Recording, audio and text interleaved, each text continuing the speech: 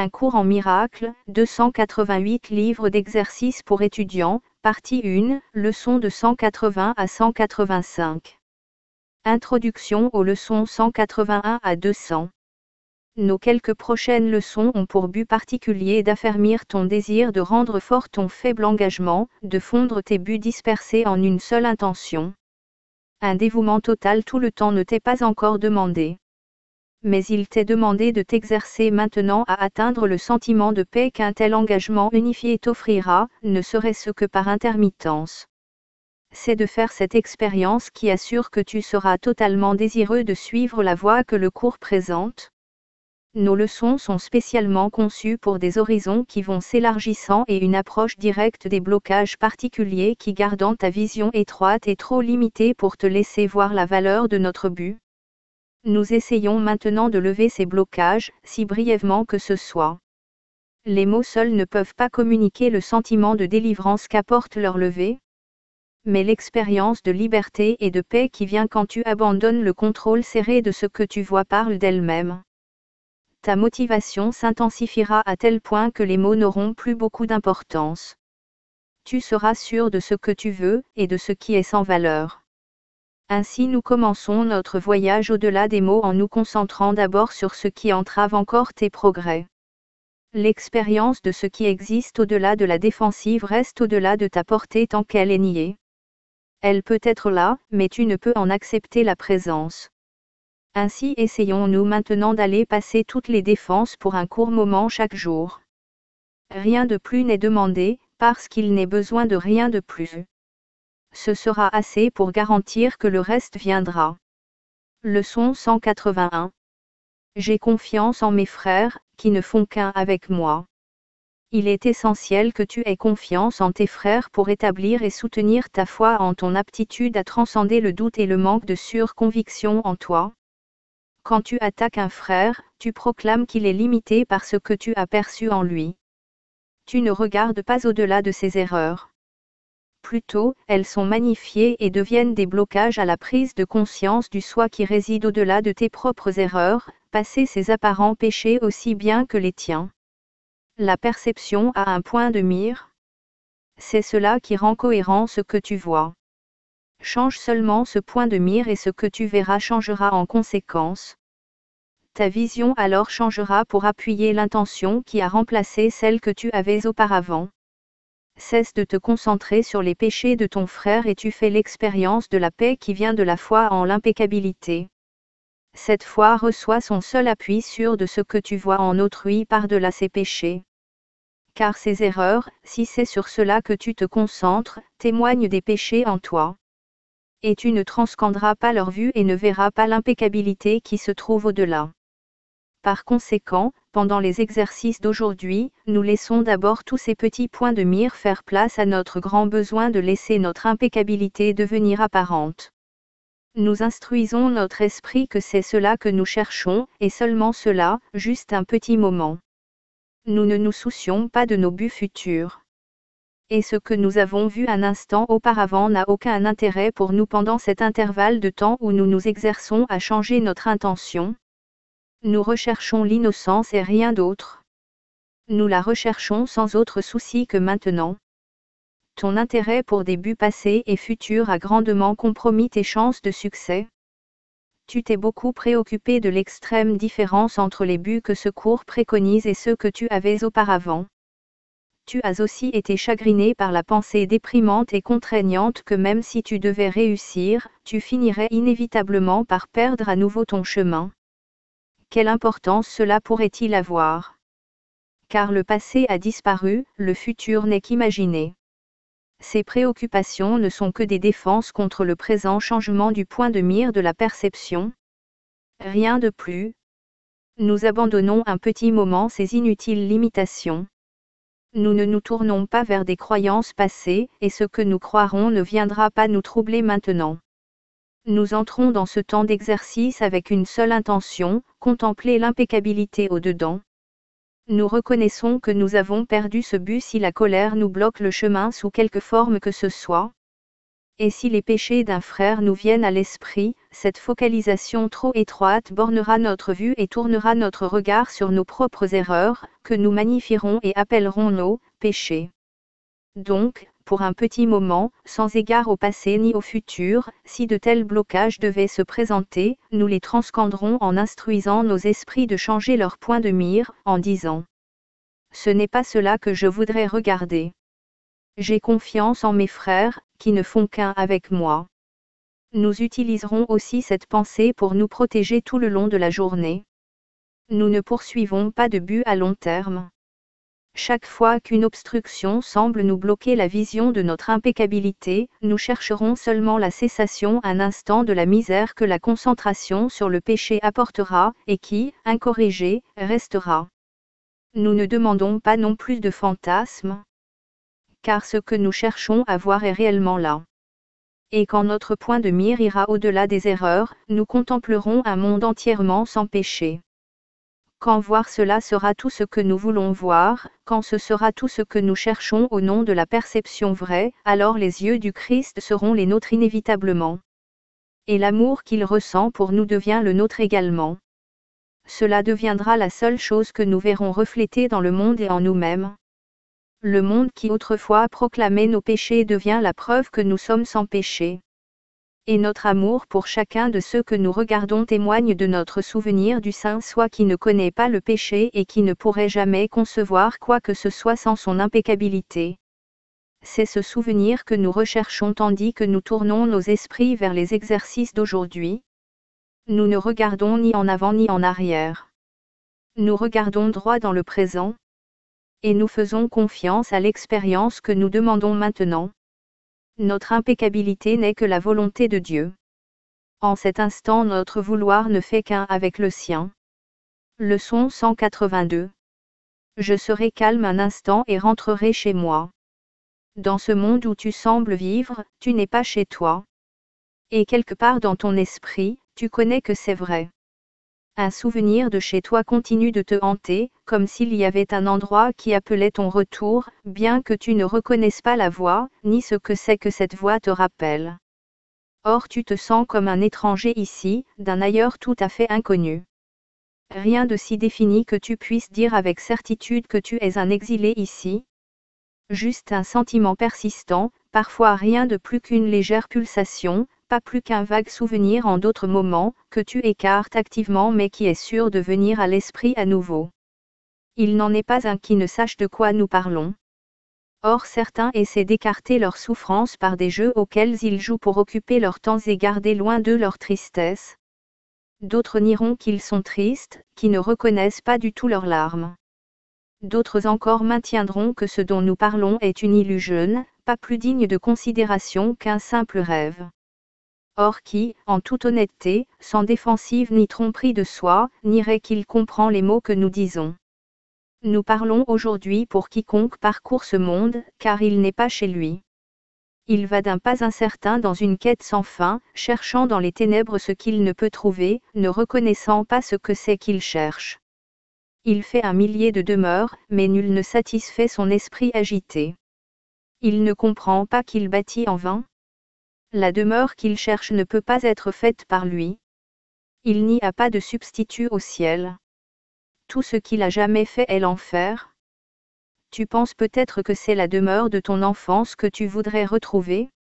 L'enfance de ton corps et l'endroit qu'il abritait sont maintenant un souvenir si distordu que tu n'as plus devant toi qu'une image d'un passé qui n'a jamais eu lieu.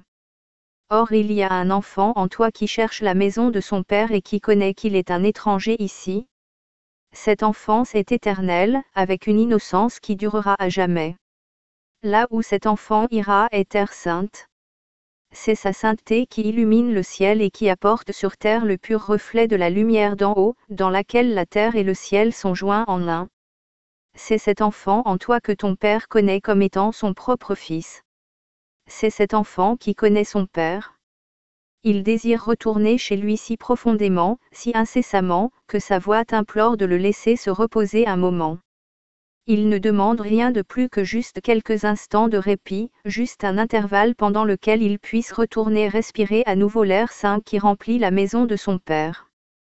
tu es aussi sa demeure. Il reviendra. Mais donne-lui juste un peu de temps pour être lui-même, dans la paix qui est sa demeure, et se reposer dans le silence et dans la paix et l'amour. Cet enfant a besoin de ta protection. Il est loin de chez lui. Il est si petit qu'il semble si facile de le forclore, sa voix ténue si vite obscurcie, son appel à l'aide presque inentendu parmi les sons grinçants et les bruits âpres et crissants du monde. Or il connaît qu'en toi demeure encore sa sûre protection. Tu ne le décevras pas. Il retournera chez lui, et toi avec lui. Cet enfant est ta non-défense, ta force. Il a confiance en toi. Il est venu parce qu'il connaissait que tu n'échouerais pas. Incessamment il te parle tout bas de sa demeure. Car il voudrait te ramener avec lui, pour que lui-même puisse y rester et qu'il n'ait pas à retourner là où il n'est pas à sa place, où il vit comme un paria dans un monde de pensées étrangères. Sa patience n'a pas de limite. Il attendra jusqu'à ce que tu entendes en toi sa douce voix, qui t'appelle à le laisser aller en paix, avec toi, là où il est chez lui, et toi avec lui. Quand tu es calme un instant, quand le monde s'estompe devant toi, quand les idées sans valeur cessent d'avoir de la valeur dans ton esprit agité, alors tu entends sa voix. Il t'appelle d'une façon si poignante que tu ne lui résistes pas plus longtemps. En cet instant il t'emmène à sa demeure et tu restes avec lui dans le calme parfait, en silence et en paix, au-delà de toute parole, intouqué par la peur et le doute, sublimement certain que tu es chez toi. Repose-toi fréquemment avec lui aujourd'hui. Car il désirait devenir un petit enfant afin que tu apprennes de lui comme est fort celui qui vient sans défense, offrant seulement les messages de l'amour à ceux qui pensent qu'il est leur ennemi. Il tient dans sa main la puissance du ciel et les appelle amis, et leur donne sa force, afin qu'ils voient qu'il voudrait être un ami pour eux. Il leur demande de le protéger, car sa demeure est loin et il ne veut pas y retourner seul. Le Christ naît de nouveau petit enfant chaque fois qu'un voyageur voudrait quitter sa demeure. Car il doit apprendre que ce qu'il voudrait protéger n'est que cet enfant, qui vient sans défense et qui est protégé par sa non-défense. Rentre chez toi de temps en temps avec lui aujourd'hui. Tu es tout autant un étranger ici que lui. Aujourd'hui prends le temps de mettre de côté ton bouclier qui ne sert à rien et dépose la lance et l'épée que tu avais levée contre un ennemi sans existence. Le Christ t'a appelé ami et frère. Il est même venu demander ton aide pour le laisser rentrer chez lui aujourd'hui, complété et complètement. Il est venu comme vient un petit enfant, qui doit implorer l'amour et la protection de son Père. Il gouverne l'univers et pourtant il demande incessamment que tu retournes avec lui et ne prennes plus des illusions pour Dieu. Tu n'as pas perdu ton innocence. C'est après elle que tu languis. Voilà le désir de ton cœur. Voilà la voix que tu entends et voilà l'appel qui ne peut être nié. L'enfant saint reste avec toi. Sa demeure est la tienne. Aujourd'hui il te donne sa non-défense et tu l'acceptes en échange de tous les jouets de bataille que tu as faits. Et maintenant la voie est ouverte et le voyage a une fin qui est enfin en vue. Sois calme un instant et rentre chez toi avec lui, et sois en paix un moment. Leçon 183. J'invoque le nom de Dieu et le mien. Le nom de Dieu est saint mais pas plus saint que le tien. Invoquer son nom, c'est simplement invoquer le tien. Un père donne son nom à son fils et ainsi identifie le fils à lui-même. Ses frères partagent son nom et ils sont unis ainsi par un lien vers lequel ils se tournent pour leur identité. Le nom de ton père te rappelle qui tu es, même dans un monde qui ne connaît pas cela, même si tu ne t'en souviens pas. Le nom de Dieu ne peut être entendu sans réponse ni être prononcé sans un écho dans l'esprit qui t'appelle à te souvenir. Dis son nom et tu invites les anges à entourer la terre où tu te tiens et à chanter pour toi, leurs ailes déployées pour te garder à l'abri et te protéger de toute pensée du monde qui voudrait faire intrusion dans ta sainteté. Répète le nom de Dieu et le monde entier répond en déposant les illusions. Chaque rêve que le monde chérit a soudain disparu, et là où il semblait être tu trouves une étoile, un miracle de grâce. Les malades se lèvent, guéris de leurs pensées maladives. Les aveugles peuvent voir, les sourds peuvent entendre. Les affligés cessent leur deuil et les larmes de douleur sèchent tandis qu'un rire heureux vient bénir le monde. Répète le nom de Dieu et les petits noms ont perdu leur signification. Nulle tentation qui ne devienne une chose sans nom et indésirée devant le nom de Dieu. Répète son nom et vois avec quelle facilité tu oublieras les noms de tous les dieux auxquels tu accordais de la valeur. Ils ont perdu le nom de Dieu que tu leur donnais. Ils deviennent anonymes et sans valeur pour toi, même si avant de laisser le nom de Dieu remplacer leur petit nom tu te tenais en adoration devant eux, les nommant Dieu. Répète le nom de Dieu et invoque ton soi, dont le nom est le sien. Répète son nom, et toutes les choses minuscules et sans nom sur terre se replacent dans une juste perspective. Ceux qui invoquent le nom de Dieu ne peuvent confondre le sans-nom avec le nom, ni le péché avec la grâce, ni les corps avec le Saint-Fils de Dieu. Et si tu te joins à un frère, assis avec lui en silence, et répètes le nom de Dieu avec lui dans ton esprit tranquille, tu as établi là un autel qui va jusqu'à Dieu lui-même et jusqu'à son Fils. Fais seulement cet exercice aujourd'hui, répète le nom de Dieu lentement maintes et maintes fois. Oublie tout autre nom que le sien. N'entends rien d'autre. Laisse toutes tes pensées s'ancrer sur cela. Nous n'utilisons pas d'autres mots, sauf au début pour dire une seule fois l'idée d'aujourd'hui. Et puis le nom de Dieu devient notre seule pensée, notre seule parole, la seule chose qui occupe notre esprit, le seul souhait que nous ayons, le seul son qui ait une quelconque signification et le seul nom de tout ce que nous désirons voir, de tout ce que nous voudrions pour nôtre. Ainsi nous faisons une invitation qui ne peut jamais être refusée. Et Dieu viendra et il y répondra lui-même. Ne pense pas qu'il entende les petites prières de ceux qui l'invoquent par les noms des idoles que le monde chérit. Ils ne peuvent l'atteindre ainsi. Il ne peut entendre les requêtes qui demandent qu'il ne soit pas lui-même, ou que son Fils reçoive un autre nom que le sien. Répète le nom de Dieu et tu le reconnais comme seul créateur de la réalité.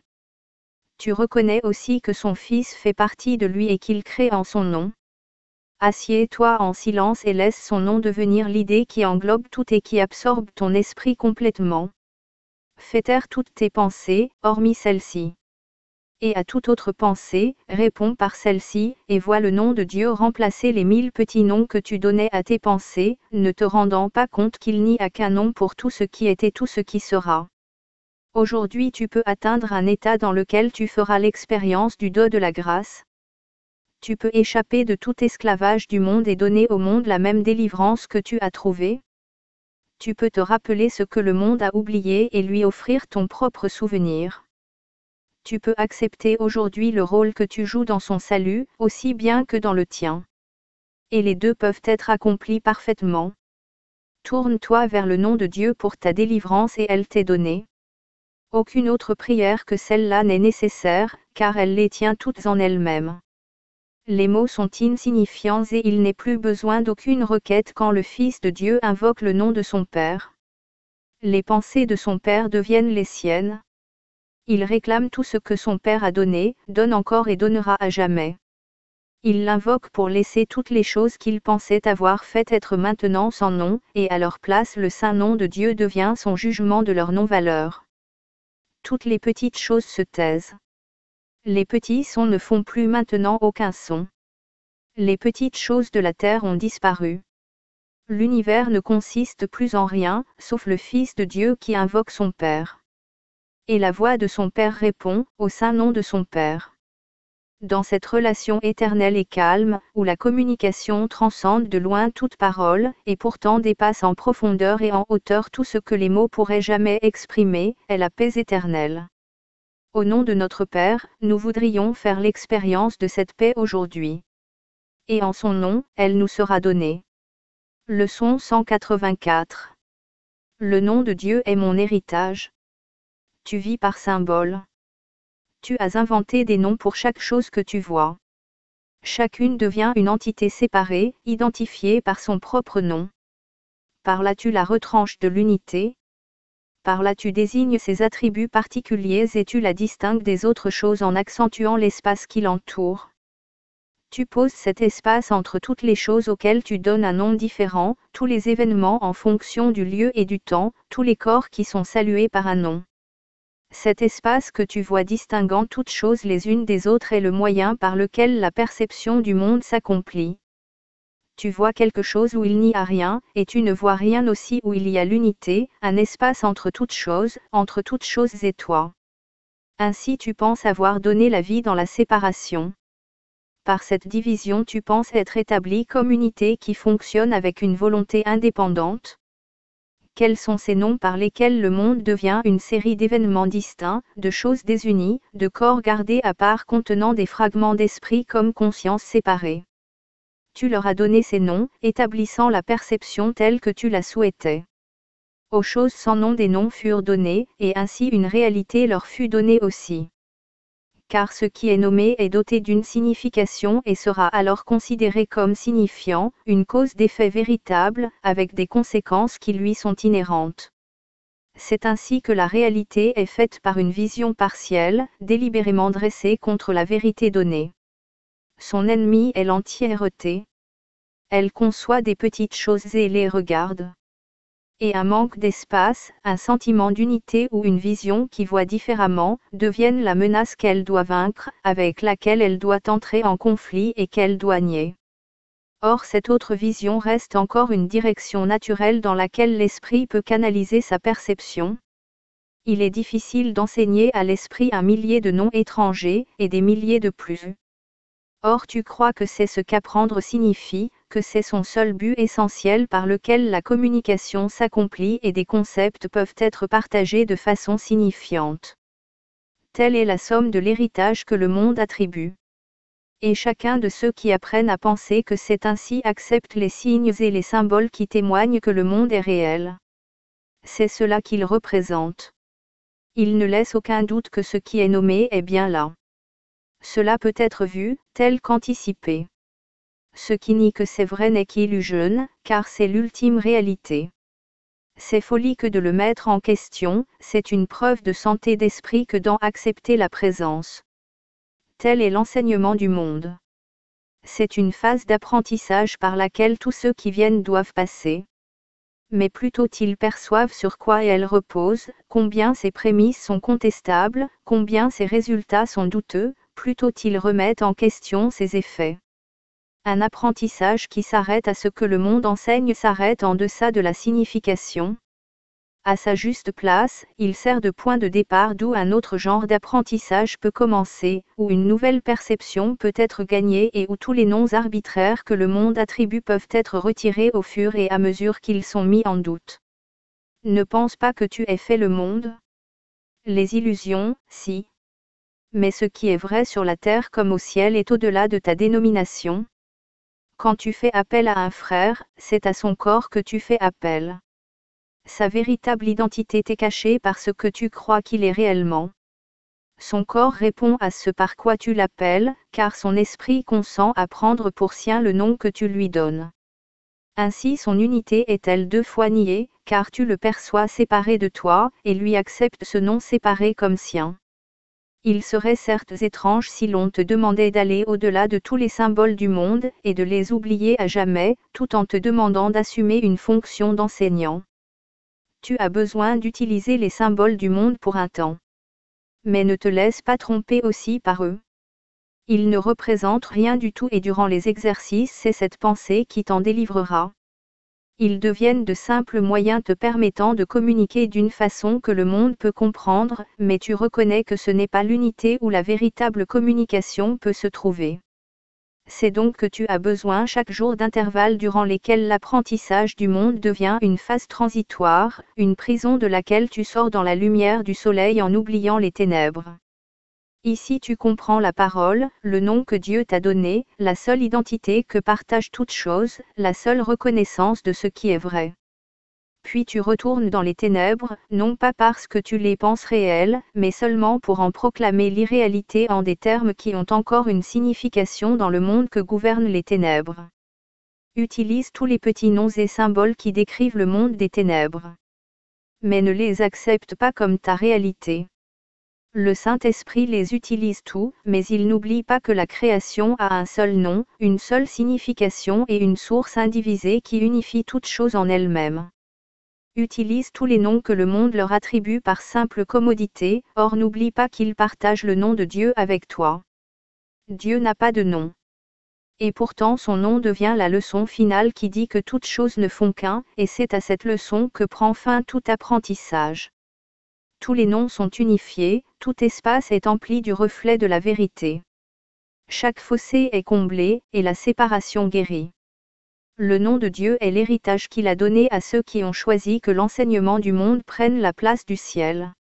Durant nos exercices, notre but est de laisser nos esprits accepter ce que Dieu a donné comme réponse au pitoyable héritage que tu as fait pour rendre un hommage convenable au Fils qu'il aime.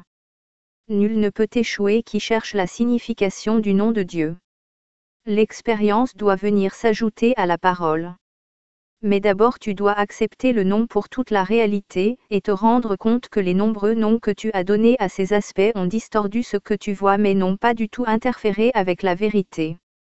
Nous apportons un seul nom dans nos exercices. Nous utilisons un seul nom pour unifier notre vue. Et bien que nous utilisions un nom différent pour chaque aspect du Fils de Dieu dont nous prenons conscience, nous comprenons qu'ils ont un seul nom, qu'il leur a donné. C'est ce nom que nous utilisons dans nos exercices. Et par son emploi toutes les sottes séparations disparaissent qui nous gardaient aveugles. Et la force nous est donnée de voir au-delà de celle-ci. Maintenant notre vue est comblée de bénédictions que nous pouvons donner comme nous les avons reçues. Père, notre nom est le tien. En lui nous sommes unis à toutes choses vivantes et à toi qui es leur seul Créateur. Ce que nous avons fait et appelons par de nombreux noms différents n'est qu'une ombre que nous avons essayé de jeter sur ta propre réalité. Et nous sommes heureux et reconnaissants d'avoir fait erreur. Toutes nos erreurs, nous te les donnons, afin d'être absous de tous les effets que nos erreurs semblaient avoir. Et nous acceptons la vérité que tu donnes, à la place de chacune d'elles. Ton nom est notre salut et notre évasion de ce que nous avons fait. Ton nom nous unit dans l'unité qui est notre héritage et notre paix. Amen. Leçon 185. Je veux la paix de Dieu. Dire ces mots, ce n'est rien. Mais les penser vraiment, c'est tout. Si seulement tu pouvais les penser vraiment ne serait-ce qu'un instant, il n'y aurait plus de chagrin possible pour toi sous aucune forme que ce soit, en aucun endroit ni aucun moment. Le ciel serait rendu complètement à ta pleine conscience, la mémoire de Dieu entièrement restaurée et la résurrection de toute la création pleinement reconnue. Nul ne peut vraiment penser ces paroles et ne pas être guéri. Il ne peut pas jouer avec les rêves ni penser qu'il est lui-même un rêve. Il ne peut pas faire un enfer et le penser réel. Il veut la paix de Dieu et elle lui est donnée. Car c'est tout ce qu'il veut et c'est tout ce qu'il recevra. Il y en a beaucoup qui ont dit ces paroles. Mais il y en a certes peu qui les ont vraiment pensées. Tu n'as qu'à regarder le monde que tu vois autour de toi pour voir combien ils sont peu nombreux.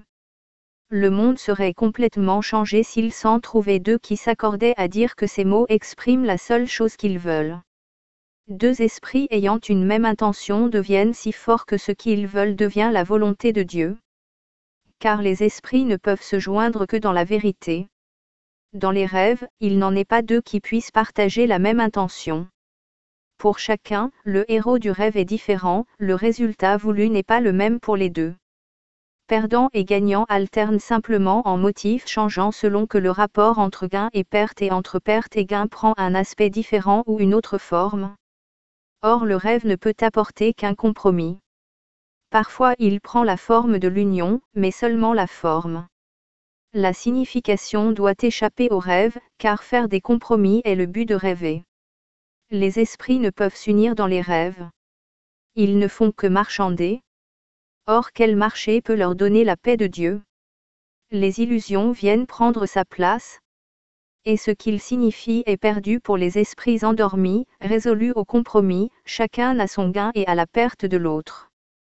Penser vraiment que tu veux la paix de Dieu, c'est renoncer à tous les rêves. Car nul ne pense vraiment ces paroles qui veut des illusions et qui recherche donc les moyens qui apportent des illusions. Il les a regardées et les a trouvées insuffisantes. Maintenant il cherche à aller au-delà, reconnaissant qu'un autre rêve ne lui offrirait rien de plus que tous les autres. Les rêves ne font qu'un pour lui. Et il a appris que la seule différence entre eux est une différence de forme, car l'un apportera le même désespoir et la même misère que tous les autres. L'esprit qui pense vraiment que tout ce qu'il veut est la paix doit se joindre à d'autres esprits, car c'est ainsi que s'obtient la paix. Et quand le souhait de paix est authentique, les moyens de la trouver sont donnés, sous une forme que chaque esprit qui la cherche honnêtement peut comprendre. Quelque forme que prenne la leçon, elle est planifiée pour lui de telle manière qu'il ne peut s'y méprendre, si sa demande est sincère.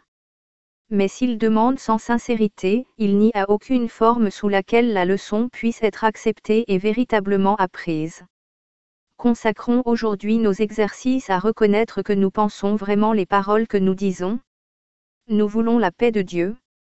Ce n'est pas un vain souhait. Ces mots ne demandent pas qu'un autre rêve nous soit donné. Ils ne demandent pas de compromis, ni ne tentent de faire un autre marché dans l'espoir qu'il y en ait un qui puisse encore réussir là où tous les autres ont échoué. Penser vraiment ces paroles, c'est reconnaître que les illusions sont vaines et demander l'Éternel à la place des rêves changeants qui semblent différer par ce qu'il offre mais qui ne font qu'un par leur néant.